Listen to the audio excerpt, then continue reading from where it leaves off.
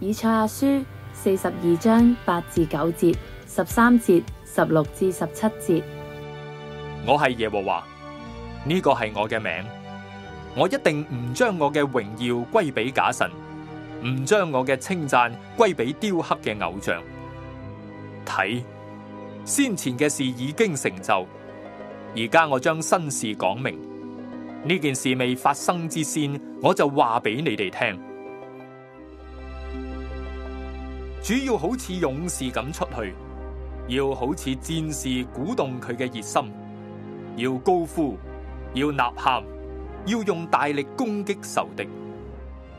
我要引瞎子行唔認識嘅道，領佢哋走唔知道嘅路，喺佢哋面前使黑暗變為光明，使彎曲變為平直。呢啲事我都要行，而且唔會離棄佢哋。倚靠雕刻嘅偶像，對鑄造嘅偶像話：你係我哋嘅神。呢種人要後退，完全嘅蒙羞。小朋友，考考你啊，耶穌會做啲乜嘢㗎？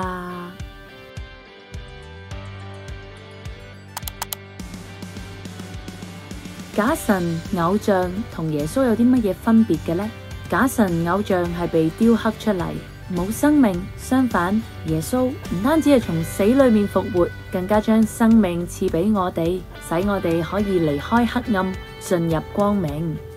而家就同家人分享一下，如果你嘅雙眼突然之間睇唔到，你諗會遇到咗乜嘢嘅困難呢？